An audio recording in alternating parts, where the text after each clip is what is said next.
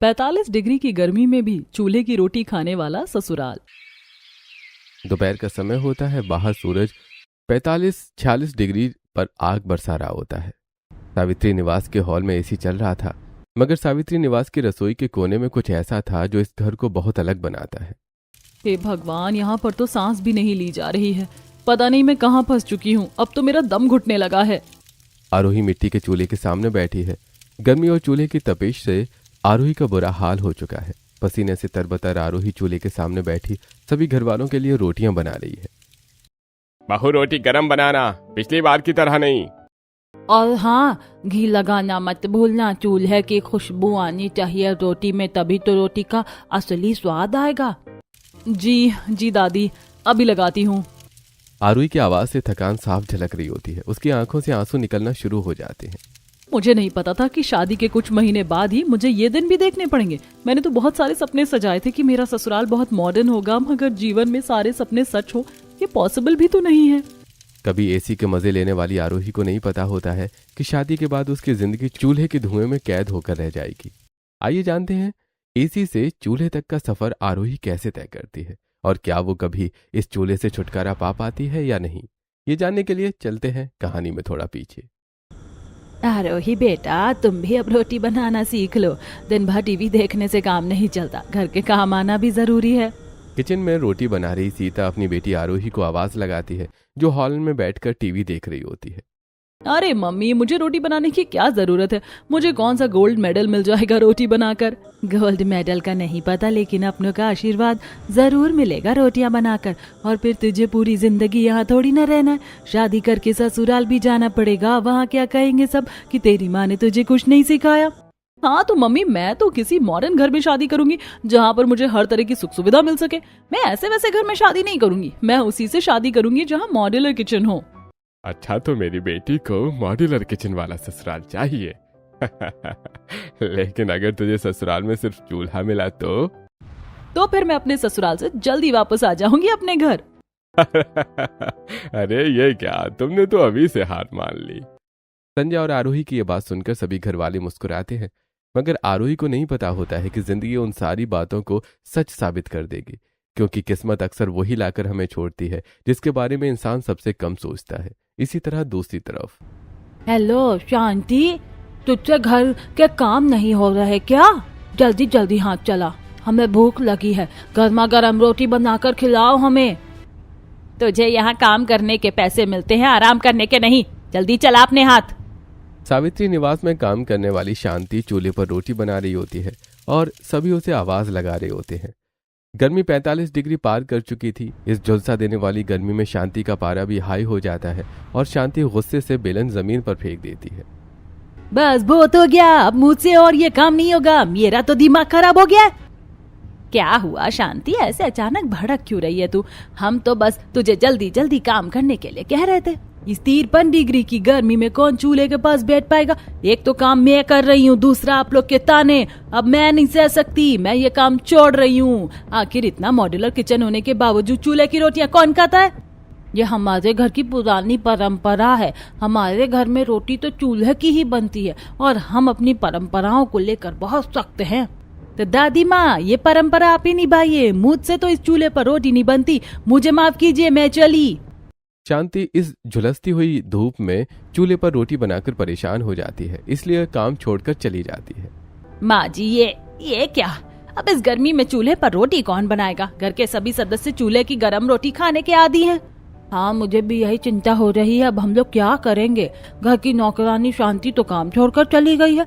अब इस गर्मी में चूल्हे पर रोटियां कौन बनाएगा? इतना कहकर सावित्री और रेखा दोनों ही सोच में पड़ जाती हैं। तभी सावित्री सोचते हुए कहती है, मुझे लगता है अब घर में बहू आ जानी चाहिए। सूरज की भी शादी की उम्र हो चुकी है। घर में बहू आ जाएगी तो ऐसे रोज रोज का झंझट भी नहीं रहेगा। बहू आएगी तो घर की देखभाल भी करेगी, घर की जिम्मेदारियां भी उठाएगी, चूल्हे पर रोटियां भी बनाएगी और इन काम वालियों के नखरे भी नहीं सहने पड़ेंगे। हाँ माँ जी, आप ठीक कह रही हैं। मुझे भी ऐसा ही लगता है। अब हमें अपने बड़े बेटे की शादी करवा देनी चाहिए। हाँ माँ जी, आपने ठीक कहा। बहू आ जाएगी तो हमारी आधी परेशानी दूर हो जाएगी। मैं जल्दी से सूरज के लिए रिश्ता ढूंढना शुरू कर देती हूँ। इतना कहकर रेखा एक नई बहू की तलाश शुरू कर देती है। लेकिन अब सावित्री निवास के लोगों को एक नई बहू नहीं चाहिए थी, बल्कि चूल्हे की आग में तपने वाली एक लड़की चाहिए थी जो उन्हें गर्मा गर्म रोटियां बनाकर दे सके। तभी एक दिन, माँ जी, मैंने अपने सूरज के लिए एक बहुत ही सुंदर लड़की देखी है, आप भी फोटो देखिए, आपको भी लड़की जरूर पसंद आएगी। इतना कहकर रेखा तुरंत आरोही की फोटो सभी को दिखाती है। अरे वाह, ये लड़की तो हमारे सूरज के लिए बिल्कुल परफेक्ट है। दिखने में भी अच्छी है और घर खानदान भी बढ़िया है। मैं जानता हूँ उसे। अरे वाह, तो फिर देर की बात की, जल्दी रिश्ते की बात चलाओ। समय तेजी से बीतता जाता है। आरोही के लिए सूरज का रिश्ता आता है जिसे संजय और सीता खुशी खुशी स्वीकार कर लेते हैं और शादी की तैयारी शुरू हो जाती है। मैंने शादी के लिए हाँ तो कर दी, लेकिन क्या ये मेरा सही फैसला है? ना जाने मेरे ससुराल वाले कैसे होंगे, कहीं वहां जाकर मुझे चूल्हे की गर्मी में सड़ना तो नहीं पड़ेगा। लेकिन फिर आज के जमाने में चूल्हा कौन ही इस्तेमाल करता होगा? शायद मैं ही कुछ ज्यादा सोच रही हूँ। आरोही आईने के सामने बैठकर खुद से हजारों सवाल कर रही होती है। तभी वहां सीता आती है। क्या हुआ बेटा, तू क्या सोच रही है? माँ, क्या मैं अपने ससुराल की जिम्मेदारियां संभाल पाऊंगी? वहाँ मुझे बहुत सारे काम करने पड़ेंगे ना।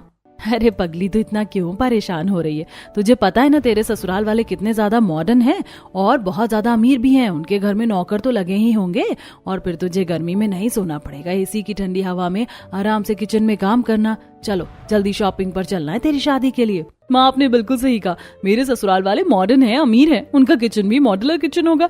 मुझे चूल्हे पर रोटियां या फिर खाना नहीं बनाना पड़ेगा। ये सोचकर आरोही खुश हो जाती है और अपनी माँ के साथ शॉपिंग पर चली जाती है। लेकिन उसे क्या पता था कि सावित्री देवी का परिवार सिर्फ ऊपर से ही मॉडर्न है, लेकिन अंदर से पुरानी परंपराओं में जकड़ा हुआ है। इसी तरह दिन बीतते हैं और आरोही सूरज की पत्नी बनकर सावित्री निवास में गृह प्रवेश करती है। बहू, तुम्हारा घर में बहुत स्वागत है। अब तुम अपने दाहिने पैर से कलश गिराकर घर में प्रवेश करो। सभी की बातें सुनकर आरोही अपने घर से लाई हुई खुशी के साथ घर में प्रवेश करती है और सभी बड़ों के पैर छूती है। नमस्ते मम्मी जी, नमस्ते पापा जी। अरे बहू, तुझे ये सब करने की कोई जरूरत नहीं है, हमारा आशीर्वाद तो हमेशा तेरे साथ ही है। हाँ, और फिर तुम्हें तो पता ही है हमारा परिवार कितना मॉडर्न है। यहाँ एक दूसरे के पैर छूने पर आशीर्वाद नहीं दिए जाते, बल्कि लोगों को रोका जाता है। ये बात सुनकर आरोही बहुत खुश होती है और सूरज के साथ अपने कमरे में चली जाती है। बस एक बार मैं अपने कपड़े चेंज कर लूं, फिर मैं तुम्हारा दिया हुआ वो वाला ड्रेस पहनूंगी। देखना, वो मुझ पर बहुत सूट करेगा। आरोही ये सब सोचते हुए अपना सामान अलमारी में रखने लग जाती है। अब अगले दिन, बहू, आज तुम्हारी पहली रसोई है। जी माँ जी, मैं तो अपनी पहली रसोई के लिए बहुत ज्यादा एक्साइटेड हूँ। अच्छा बहू, जल्दी से तैयार होकर नीचे आ जा, सभी घर वाले तुम्हारा इंतजार कर रहे हैं। आरोही अपनी पहली रसोई के लिए तैयार होकर किचन में चली जाती है। किचन हर तरह की मॉडर्न सुख सुविधाओं से भरा होता है। अरे वाह, ये किचन तो हमारे किचन से भी ज्यादा सुंदर है और यहाँ तो हर चीज मौजूद है। आरोही चारों तरफ आंखें दौड़ाकर देखती है। कहीं मिक्सर तो कहीं ओवन रखा होता है। घर में इलेक्ट्रिक गैस से लेकर बर्तन धोने तक की मशीन भी मौजूद होती है। लेकिन तभी, हाँ बहू, यहाँ सब कुछ है, मगर इस घर की एक परंपरा है बहू। हमारे घर में सभी के लिए रोटी चूल्हे पर ही बनती है। दादी जी, मगर गैस होते हुए रोटी चूल्हे पर क्यों बनती है? ये इस घर की परंपरा है जो सदियों से चली आ रही है। रोटी चूल्हे पर ही बनाई जाती है और हमारे घर के सभी सदस्य चूल्हे पर बनी ही रोटी खाते हैं। तो दादी जी, फिर ये रोटी मेकर किस काम का है? और ये 4 प्रकार के गैस भी, ये तो खराब हो जाएंगे। बहू, ये रोटी मेकर तो सिर्फ इस मॉडर्न किचन का एक हिस्सा है, वो भी दिखाने के लिए, रोटी बनाने के लिए नहीं। अपने ससुर और दादी सास की बातें सुनकर आरोही के चेहरे की मुस्कान फीकी पड़ जाती है। ये मैं कहाँ आ गई? मुझे तो लग रहा था कि सूरज के परिवार के लोग बहुत मॉडर्न होंगे, मगर ये तो पुरानी परंपरा के नाम पर अभी तक चूल्हे पर बनी रोटियां खाते हैं। हे भगवान, ये मैं कहाँ फंस गई? आरोही को लगता था कि वो एक आधुनिक घर में आई है, लेकिन सच तो ये था कि आधुनिकता सिर्फ दीवारों पर थी, सोच में नहीं। आरोही पहली बार चूल्हे पर रोटी बनाती है तो उसे बहुत सारी दिक्कतों का सामना करना पड़ता है। चूल्हा जलाते समय उसकी आंखें धुएं के गुबार से लाल हो जाती हैं, मगर जैसे तैसे चूल्हा जलाकर आरोही सबके लिए चूल्हे पर रोटियां बना लेती है। उफ, इस गर्मी में चूल्हे पर गरम रोटी बनाना कितना मुश्किल काम है। मुझे तो लगा था कि एसी में बैठकर आराम से खाना बनाऊंगी, लेकिन यहाँ पर ये सब। अब जैसे तैसे रोटियां बनाकर आरोही सबको डाइनिंग टेबल पर परोसती है। बहू, तुमने तो पहले ही दिन इतनी अच्छी रोटियां बनाई हैं। बहू, रोटी तो ठीक ही बनी है। ये बहुत बड़ी बात है कि तुमने एक ही बार में चूल्हे पर रोटी बना दी। आज तुम्हारा पहला दिन था, इसीलिए शायद तुम्हें समझ नहीं आया, मगर कल से जब सब लोग डाइनिंग टेबल पर बैठ जाया करें, तभी सबको गर्मा गर्म रोटियां परोसा करो।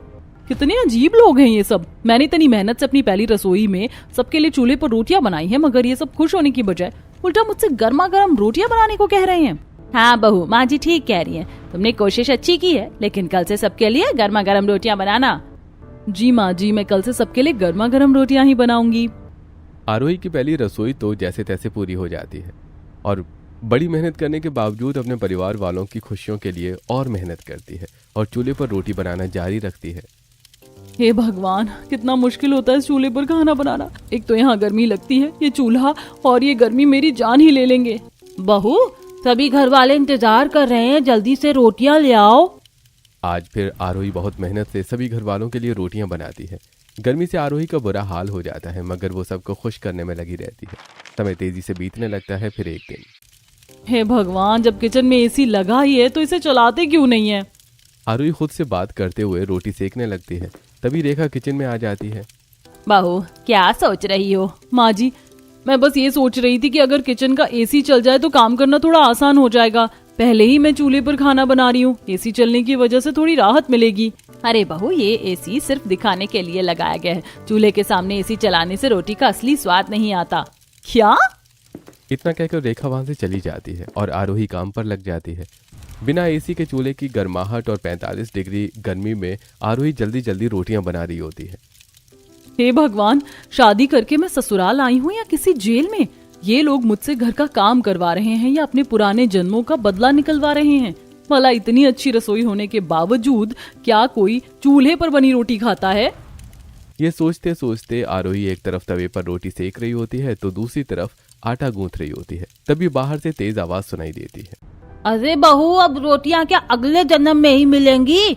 जल्दी से रोटियां लेकर आ, भूख लगी है बहुत तेज। अरे बहू, मुझे काम पर जाना है, अब रोटी जल्दी लेकर आ। और हाँ, घी जरूर लगाना। तुझे पता तो है मुझे घी के बिना रोटियां बिल्कुल पसंद नहीं है। तभी की आवाजें सुनकर आरोही और ज्यादा परेशान हो जाती है और आरोही घबराकर जल्दी जल्दी काम करने लगती है। हड़बड़ी में चमचे से रोटी उठाने की जगह वो गलती से सीधे गर्म तवे पर अपना हाथ रख देती है। अगले ही पल उसकी उंगलियां बुरी तरह से जल जाती हैं। हे भगवान, मेरी उंगलियां इतनी ज्यादा जल रही हैं, अब मैं क्या करूं? एक काम करती हूँ, बर्फ लगा लेती हूँ। आरोही जैसे ही उठने लगती है तभी हॉल से दोबारा सभी की आवाजें आने लगती हैं। अरे बहू, रोटियां तू बना भी रही है या नहीं? जल्दी रोटी लेकर आ, वरना हमसे बुरा कोई नहीं होगा। हमें बहुत तेज भूख लगी है। मम्मी जी, मेरा हाथ जल गया है, मैं उस पर दवाई। हाँ हाँ, मुझे तेरी सारी नौटंकी समझ में आ रही है। साफ साफ बोल, एसी की हवा खानी है तुझे? चुपचाप रोटियां लेकर आ। अपनी सास की डांट सुनकर आरोही चुप हो जाती है। वो अपनी जली हुई उंगलियों पर बिना कोई मलहम लगाए फिर से चूल्हे के सामने बैठ जाती है और दर्द सहते हुए सभी के लिए तवे पर गर्मा गर्म रोटियां बनाने लगती है। इसी तरह लगभग 1 महीना बीत जाता है और आरोही गर्मी से परेशान होने के बावजूद पीछे नहीं हटती। फिर एक दिन, मुझे अचानक इतना अजीब क्यों लग रहा है और मेरी आंखों के सामने सब अंधेरा सा क्यों दिख रहा है? गर्मी और धुएं की वजह से आरोही का सिर भारी होने लगता है। वो उठने की कोशिश करती है लेकिन उसका संतुलन बिगड़ जाता है। आरोही, संभल कर! सूरज समय रहते आरोही को पकड़ लेता है। अब सूरज की आवाज सुनकर सभी लोग किचन में आते हैं। अरे बहू को क्या हुआ? माँ, शायद गर्मी की वजह से चक्कर आ गया है आरोही को। इतनी ज्यादा तबीयत खराब हो गई क्या? तभी आरोही पास रखी कुर्सी पर बैठ जाती है। वो बहुत थकी हुई दिखाई दे रही होती है। मुझे कुछ नहीं हुआ, बस थोड़ी कमजोरी लग रही है। थोड़ी कमजोरी नहीं, पिछले तुम कई दिनों से इस चूल्हे के सामने बैठी हो। अरे ये सब तो होता रहता है। घर की औरतों को इन छोटी मोटी बातों की आदत डालनी पड़ती है। सावित्री देवी की बात सुनकर सूरज पहली बार थोड़ा असहज महसूस करता है। लेकिन दादी जी, इतनी गर्मी में घंटों चूल्हे के सामने बैठना आसान नहीं होता। बेटा, हमारी पीढ़ी ने भी तो यही किया है, तभी तो आज तक ये परंपरा चल रही है। सूरज कुछ कहना चाहता है लेकिन चुप रह जाता है। दूसरी तरफ आरोही सबकी बातें सुन रही होती है। शायद इस घर में मेरी परेशानी किसी को दिखाई ही नहीं देती। सबको सिर्फ चूल्हे की बनी रोटियां चाहिए। तभी बाहर अचानक तेज आंधी चलने लगती है। खिड़की से धूल अंदर आने लगती है और चूल्हे की आग पहले से भी ज्यादा भड़क उठती है। अरे बहू, रोटियां जल जाएंगी, जल्दी देखो। तबीयत खराब होने के बावजूद आरोही फिर से चूल्हे के सामने बैठ जाती है। उसकी आंखों में आंसू होते हैं मगर वो किसी से कुछ नहीं कहती। जी पापा जी। उस दिन पहली बार सूरज को एहसास होता है कि जिस परंपरा को उसका परिवार गर्व समझता है वही परंपरा धीरे धीरे आरोही को तोड़ने लगती है और यहीं से उसकी सोच बदलनी शुरू हो जाती है। मैं तो हर रोज सबके लिए ढेर सारी चूल्हे पर रोटियां बनाती हूँ, मगर ये क्या, आज मुझे क्यों अजीब सा लग रहा है। न जाने क्यों सर चकरा रहा है। बहू जल्दी से सबके लिए रोटियां लाओ, इतना समय क्यों लग रहा है। तभी आरोही सभी को चूल्हे की गर्मा गर्म रोटियां परोसने लगती है मगर तभी उसका सिर चकराता है और वो चक्कर खाकर जमीन पर गिर पड़ती है। बेहोश पड़ी आरोही को देखकर सभी घर वाले परेशान हो जाते हैं और तुरंत डॉक्टर को बुलवाकर आरोही का चेकअप करवाते हैं। क्या हुआ डॉक्टर, बहू बेहोश क्यों हो गई थी। देखिए, लगता है आपकी बहू पर काम का ज्यादा दबाव पड़ चुका है, इसलिए बेहोश हो गई। इन्हें आराम करने की जरूरत है। मेरा सुझाव माने तो अपनी बहू को धुएं और गर्मी से दूर रखिए। तभी आरोही को होश आ जाता है। वो उम्मीद भरी नजरों से सभी घर वालों को देखती है और मन में सोचती है, शायद इस बीमारी की वजह से मेरी उस चूल्हे से जान छूट जाए। डॉक्टर ने बहू को आराम करने के लिए कहा है, इसलिए बहू थोड़ा तुम आराम कर लेना। हाँ बहू अभी तो तुम आराम कर लो, लेकिन रात की रोटी समय पर बन जानी चाहिए। तुम्हें तो पता है हमारे घर के सभी लोग चूल्हे पर बनी रोटी ही खाते हैं। अपने ससुराल वालों की बातें सुनकर आरोही सदमे में चली जाती है। कितने अजीब लोग हैं ये। यहाँ किसी के प्राण जाए मगर इनकी परंपरा ना जाए। क्या हो जाएगा अगर कुछ दिन ये लोग गैस पर बनी रोटी खा लेंगे तो। ये लोगों को अपने सिवा किसी की परवाह नहीं है। ये भगवान तूने मुझे कहाँ फंसा दिया है। कभी कभी सबसे ज्यादा दर्द बीमारी नहीं देती, बल्कि दर्द तो उस समय ज्यादा होता है जब कोई आपकी तकलीफ को तकलीफ ही न समझे। आरोही का भी यही हाल था। उस दिन डॉक्टर के जाने के बाद आरोही पूरी रात सो नहीं पाती है। उसे समझ आ जाता है कि इस घर में उसकी तकलीफ से ज्यादा परंपरा की कीमत है। मुझे अपने हालात से नहीं घबराना है, बल्कि इन हालात को ठीक करके अपने हक में करना है। मगर मैं क्या करूं जिससे सांप भी मर जाए और लाठी भी ना टूटे। कुछ सोच आरोही, कुछ सोच। सावित्री निवास के लोगों का इलाज तुझे ही करना होगा। रात भर सोचने के बाद आरोही एक फैसले पर पहुंचती है। अब मुझे इन सभी लोगों को सबक सिखाना होगा। देखती हूँ कैसे इतनी गर्मी में चूल्हे पर बनी हुई गर्मा गर्म रोटियां खाते हैं ये लोग। आरोही अपने घर के आंगन में 4 बड़े बड़े चूल्हे लगा देती है और उन्हें जलाना शुरू कर देती है।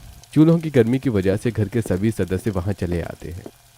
बहू ये सब क्या है, तुमने इतनी तेज धूप में इतने सारे चूल्हे क्यों लगाए हैं। पूरा घर भट्टी की तरह तप रहा है और घर में पूरा धुआं धुआं भर गया है। हाँ बहू, माँ बिल्कुल ठीक कह रही है। इन चूल्हों की वजह से घर का एसी भी काम नहीं कर रहा है। दादी जी, पिताजी, ये तो मैंने आप सबके लिए ही किया है। आप सभी को चूल्हे पर बनी हुई रोटियां पसंद हैं और इस घर की परंपरा भी यही है। हाँ मगर इतने सारे चूल्हे जलाने की क्या जरूरत है, जबकि किचन में पहले से ही चूल्हा मौजूद है। हम सब इतनी तेज धूप और गर्मी में कैसे गर्मा गर्म रोटियां खा पाएंगे। सॉरी माँ जी, इतनी गर्मी में किचन के चूल्हे पर मैं रोटियां नहीं बना सकती हूँ, इसीलिए मैंने आंगन में चूल्हे जलाए हैं। मैं इतनी गर्मी में चूल्हे पर खाना बना सकती हूँ, तो क्या आप सब आंगन में बैठकर खाना नहीं खा सकते। मैं जानती हूँ ये सब बहू की चाल है ताकि उसे चूल्हे पर रोटियां ना बनानी पड़े, पर मैं भी उसकी सास हूँ। देखती हूँ कैसे वो अपनी चाल में कामयाब होती है। बहू ठीक कह रही है। बहू हमारे लिए चूल्हे पर रोटियां बना सकती है तो हम सब यहाँ आंगन में बैठकर तो खा ही सकते हैं। अच्छा चलो सब खाना खाना शुरू करो। 4 चूल्हे होने की वजह से आंगन भट्टी की तरह तपने लगता है मगर सभी घर वाले अपने घर की परंपरा तोड़ने की बजाय आंगन की तेज तपती धूप में खाना खाते हैं। तभी आरोही अपने प्लान को फ्लॉप होता देखकर मन ही मन परेशान होने लगती है। उसे गुस्से के साथ साथ रोना भी आता है। ये लोग तो मेरी सोच से भी ज्यादा ढीठ साबित हुए हैं। मुझे लगा था भट्टी की तरह जलते हुए चूल्हों और तपती हुई धूप में खाना खाकर इन लोगों को थोड़ा सा मेरी परेशानियों का भी एहसास होगा, मगर नहीं, इन्हें तो कोई फर्क ही नहीं पड़ रहा है। अब मैं ऐसा क्या करूं जिससे इन सभी लोगों को मेरा दुख समझ आए। क्या करूं जिससे इन्हें भी मेरा एहसास हो जाए। अब सभी खाना खाकर बिना कुछ कहे चुपचाप वहां से चले जाते हैं और फिर ये सब देखकर रात को आरोही को नींद नहीं आती है। वो रात के 12 बजे किचन में चली जाती है और अपने मॉड्यूलर किचन को देखकर वहीं बैठकर रोने लगती है। इस किचन में हर तरह की सुख सुविधा मौजूद है, मगर इन सब का क्या फायदा जो मेरे किसी काम ही नहीं आती है। पता नहीं भगवान मुझसे किस जन्म का बदला ले रहा है। आरोही अपने मॉड्यूलर किचन में मौजूद रोटी मेकर और माइक्रोवेव को दुख से देखती है। तभी उसकी नजर गैस पर जाती है, जिसे देखकर उसके दिमाग में आइडिया आता है। अगर इन लोगों को सच में चूल्हे का स्वाद इतना ही पसंद है तो क्या ये लोग पहचान पाएंगे कि ये रोटियां कहाँ बनी है। अब मुझे किसी ना किसी तरह इस घर की परंपरा तोड़नी ही होगी। अब अगली सुबह आरोही अपने प्लान पर काम करना शुरू कर देती है। सभी घर वाले डाइनिंग टेबल पर बैठकर खाने का इंतजार करते हैं। आरोही किचन का दरवाजा बंद कर देती है और गैस पर सारी रोटियां बना लेती है। फिर चूल्हे का स्वाद आने के लिए हांडी में रोटियां रख देती है और चूल्हे की राख रोटियों पर लगा देती है। इन रोटियों को देखकर कोई नहीं पहचान पाएगा कि रोटियां चूल्हे पर नहीं बल्कि गैस पर बनी हुई हैं। अब आरोही सभी घर वालों को गैस पर बनाई हुई रोटियां परोस देती है और सभी घर वाले खाना खाने लगते हैं। अरे वाह बहू, ये रोटियां तो आज बहुत सौंधी लग रही हैं। इन्हें खाकर मुझे अपने बचपन का स्वाद याद आ गया। बहुत दिनों बाद ऐसी रोटियां खाने को मिली हैं। आज तो मजा ही आ गया है।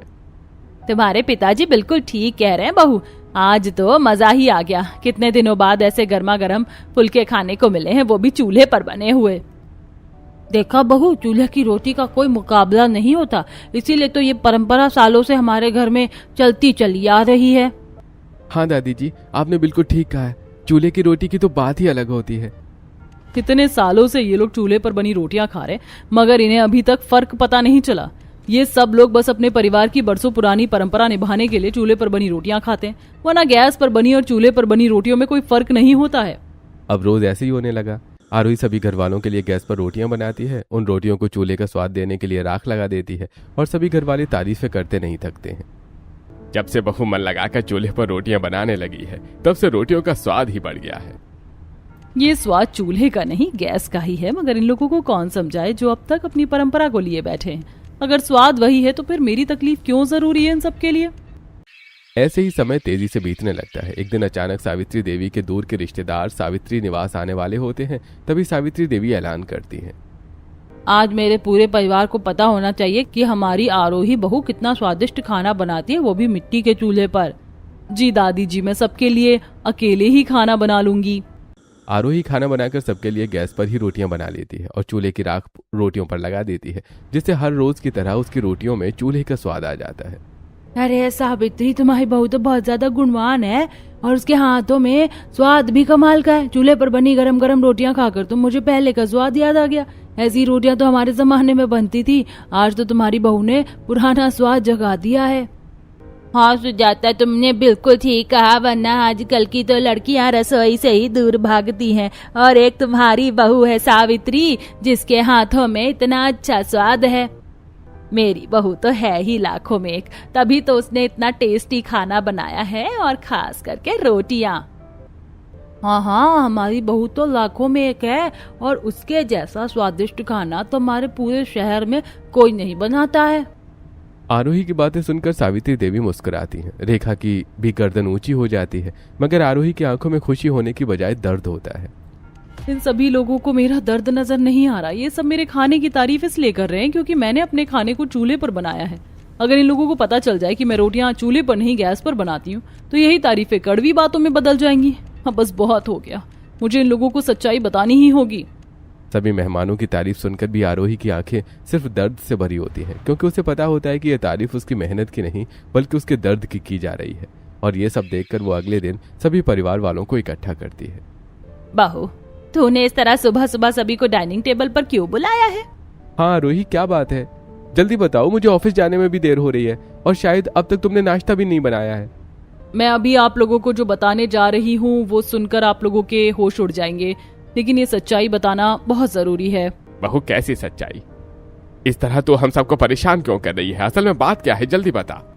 वैसे ये सब तेरे चूल्हे पर रोटी बनाने से बचने का कोई नया तरीका तो नहीं कि हमें बातों में उलझाकर खुद खाना बनाने से बच जाए? बहू, अगर ऐसी बात है तो याद रखना, खाना तो तुझे बनाना ही पड़ेगा, वो भी चूल्हे पर ही, गर्मा गर्म रोटियां। मम्मी जी, पापा जी, आप लोग इतने दिनों से जो रोटियां खा रहे हैं वो चूल्हे की बनी गर्मा गर्म रोटियां नहीं बल्कि गैस पर पकाई गई रोटियां हैं। ये सुनते ही सभी के होश उड़ जाते हैं और सभी डाइनिंग टेबल से तुरंत उठ खड़े होते हैं। ये क्या कह रही है तू बहू?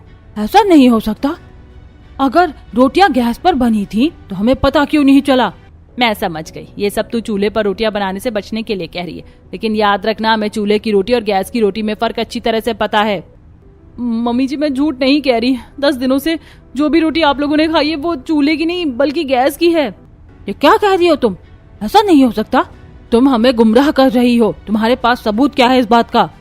सावित्री की बात सुनते ही पूरे घर में एक पल के लिए सन्नाटा छा जाता है और फिर तुरंत आरोही कहती है, सबूत है मेरे पास, ऐसा सबूत जो आप सबके होश उड़ा देगा। चलिए आप सब मेरे साथ। इतना कहकर आरोही सभी को अपने साथ किचन में लेकर जाती है और किचन के कैमरे से अपना फोन कनेक्ट कर सभी को फोन में वीडियो दिखाती है। हमेशा की तरह आज भी गैस पर ही रोटियां बना लेती हूँ, वैसे भी मेरे ससुराल वालों को पता तो चलेगा नहीं। ये सोचकर आरोही गैस पर गर्मा गर्म रोटियां बनाती है और उनमें घी लगाकर मिट्टी के बर्तन में रखने लगती है। मिट्टी के बर्तन में रखने के बाद जरा सी राख लगा दूंगी रोटियों में, ताकि लोगों को मुझ पर शक ही ना हो, और फिर सामने आएगी परिवार वालों की असलियत। इन्हें स्वास्थ्य से प्यार नहीं बल्कि परंपराओं से प्यार है, इस चीज को मैं साबित कर दूंगी। फोन में चल रही वीडियो क्लिप देखकर सभी के होश उड़ जाते हैं और सावित्री देवी के पैरों तले जमीन खिसक जाती है। वहीं आरोही की आंखें भर आती हैं। मम्मी जी, अगर रोटियों का स्वाद अलग नहीं था तो फिर मुझे गर्मी में तड़पाया क्यों गया? जब आपको प्यार रोटी से नहीं परंपराओं से था तो अकेले मुझे तमतमाती गर्मी में काम क्यों करवाया गया? आरोही की बात सुनकर घर के हर एक सदस्य की आंखें भर आती हैं और सभी गिल्ट महसूस करने लगते हैं। बेचारी मेरी पत्नी को इतना दर्द सहना पड़ता था और एक मैं था जिसे इस बात का एहसास तक नहीं था। काश मैंने अपनी पत्नी के लिए स्टैंड लिया होता। इसी स्थिति से गुजरने के बावजूद मैं बहू की परेशानियां नहीं समझ पाई। लोग सही कहते हैं कि एक सास कभी मां नहीं बन सकती। मैं चाहती तो ये सब रुकवा सकती थी, लेकिन मैंने ऐसा नहीं किया।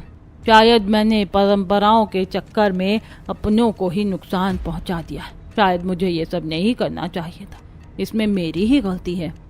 क्या हुआ, आप सब चुप क्यों हो गए? जवाब दीजिए मेरी बातों का। अगर स्वाद सेम था तो मुझसे मेहनत ज्यादा क्यों करवाई गई थी? अगर घर की परंपरा निभानी जरूरी थी तो फिर वो सिर्फ बहू की जिम्मेदारी क्यों थी? मैं इस घर की बहू हूं या परंपरा निभाने की मशीन? आरोही के एक एक शब्द घर वालों को अंदर से तोड़ रहे होते हैं। सभी की आंखें नम और सिर झुके होते हैं और तभी सावित्री देवी आगे बढ़ती हैं और आरोही के हाथ पकड़ती हैं। बहू, मुझे माफ कर दे। परंपराओं को निभाने के चक्कर में मैं अपनों का दर्द नहीं देख पाई।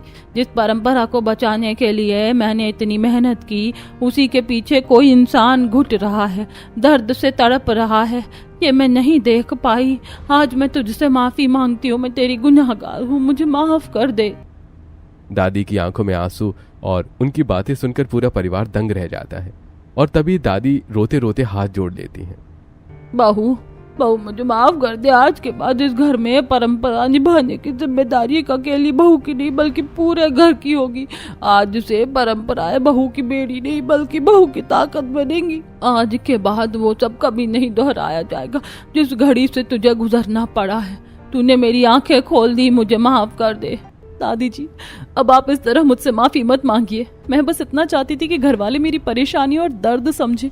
आप लोगों को आपकी गलती का एहसास मिल ले, इतना ही काफी है।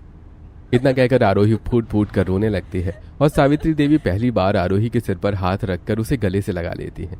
ये देखकर पूरा परिवार रो पड़ता है और फिर आज के बाद इस घर में बहू अकेले काम नहीं करेगी और ना ही चूल्हे पर रोटियां बनाने पर उसे मजबूर किया जाएगा। आज से सब लोग अपना अपना काम खुद करेंगे और खाना बनाने में रसोई में बहू की मदद करेंगे, उसका हाथ बटाएंगे। आज से 45 डिग्री की गर्मी में बहू चूल्हे पर खाना नहीं बनाएगी। आपका ये फैसला सुनकर सच में बहुत ज्यादा खुश हूँ। लोग सच ही कहते हैं, भगवान के घर देर है लेकिन अंधेर नहीं। फाइनली आज जाकर मेरी परेशानियां हमेशा के लिए खत्म हो गई हैं। आरोही की बात सुनकर पूरा परिवार नम आंखों से मुस्कुरा उठता है और अब घर में बहू अकेले काम नहीं करती बल्कि पूरा परिवार उसका हाथ बटाता है और धीरे धीरे घर परंपराओं से ज्यादा अपनों की खुशियों पर ध्यान देना शुरू कर देता है। फिर 1 महीने बाद, अरे आटा कहाँ रखा है?